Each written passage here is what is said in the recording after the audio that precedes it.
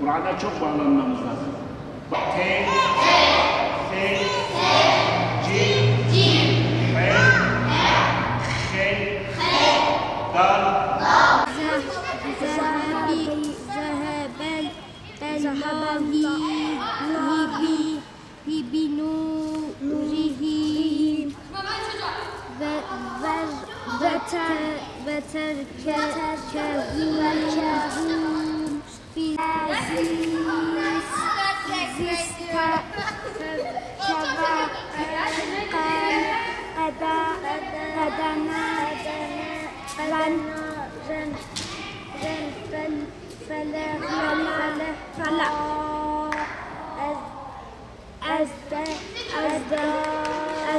En başta zor olduğunu düşündüm, sonra daha kolay geldi.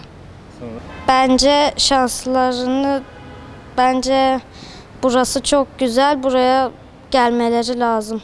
Yaz başladığından beri sürekli buraya geliyoruz. Kur'an-ı Kerim ve din dersleri aldık. Güzel, hem zamanımız teneffüsler sayesinde eğlenceli geçiyor, hem de güzel dinimizi öğreniyoruz. Ben kardeşimle birlikte çalışıyorum. Babamız yanımızda oturuyor. Takıldığımız, yanlış söylediğimiz yerlerde doğrusunu okuyarak, anlatarak söylüyor, öğretiyor. Bizler yaz Kur'an kursu açtık. Yaz Kur'an kurslarımız 25 Haziran'da başladı. 17 Ağustos'ta 8 hafta süreyle devam etmektedir. Hakikaten ben velilerimize teşekkür ediyorum. Allah razı olsun, büyük bir duyarlılıkla 25 Haziran'da velilerimiz, efendime söyleyeyim dedelerimiz, ninelerimiz, çoğu veliler evladını elinden tuttuğu camilere getirdiler. Dolayısıyla bizler merkezde, köylerde ve bütün mahallelerde her camide mümkünse ne yaptık? Biz yaz kurslarını açtık 8 hafta. Ve bu 8 hafta süreci içerisinde velilerimiz geldi. Büyük bir coşkuyu orada öğrendiler. Neşeyle başladık. Ve gerçekten ben bu konuda din gönüllüsü kardeşlerime de büyük bir özveriyle bu eğitim öğretim işini devam ettirdikleri için kendilerine teşekkür ediyorum. Hakikaten vatandaş, din gönülleri el ele Allah'ın dinini mukaddes kitabımızdan öğreniyoruz. Ve aynı zamanda bazı küçük surelerinin mealini öğrettik. Ve aynı zamanda sosyal etkinlikler, yani yavrularımız, çocuklarımız hem eğlendiler, hem bu eğlence oyun ortamı içerisinde aynı zamanda dini mübin İslam'ı öğrendiler. Ve bu 8 hafta süresi içerisinde birçok etkinlikleri din gönüllüsü kardeşlerimle birlikte severek yaptılar. Bugün hakikaten çocuklarımıza sorduğunuz zaman içtenlikle, hiçbir zor ve baskı olmadan kendi isteğiyle büyük bir neşe, büyük bir coşku içerisinde yaz kurslarına devam ettiğini görüyoruz. Ve bu süreç içerisinde biz haftada 5 gün, günde 3 saat ders veriyoruz. Yavrularımız geldiği zaman hocalarımız ilk gün onları hemen bir mülakata tabi tuttular. Hiç Kur'an bilmeyenleri Elif B'den başlattılar, temelden. Teknik bir bilgi olarak kolay bir yöntem ile inanın onlara 10 gün içerisinde Kur'an'ı öğrettiler.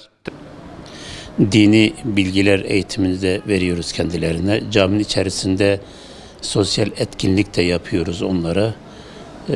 Gezilere de götürüyoruz, piknik yaptırıyoruz, sabah kahvaltılarını yaptırıyoruz. Buradaki maksadımız çocuğu camiye ısındırmaktır, Kur'an eğitimine ısındırmaktır.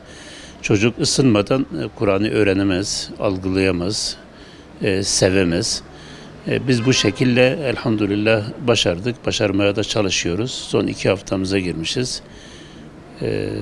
Velilerimize tavsiyemiz budur. Çocuklar kursu bitirdikten sonra evde günde en azından 1 saat Kur'an'ı açsınlar, okusunlar, tekrarlarını yapsınlar. Sürekli değil, çünkü sürekli olduğu zaman bitkinlik oluyor. Ama günde en az yarım veya 1 saat Kur'an eğitimine, yani Kur'an okumasına özen göstersinler, okusunlar ki unutmasınlar. Bu yaz Kur'an kurslarının çocuklar üzerindeki güzellikleri bunlar. Biz şunu tavsiye ediyoruz bütün meslektaşlarımıza, herkese, özellikle velilere. çocuğu camiye ısındırmak lazım önce. Çocuğu Kur'an kursuna ısındırmak lazım, sevdirmek lazım. Sonra ona Kur'an eğitimini vermek lazım. Çünkü çocuğun gittiği yerde eğer sevgi görmezse o eğitimde de noksanlık olur, istemeyerek olur. Ondan sonra sırtını çevirir. Onu güzel bir şekilde sevindiririz, ısıtırız, sevdirmeye çalışırız. Yaramazlığını görmemezlikten geliriz.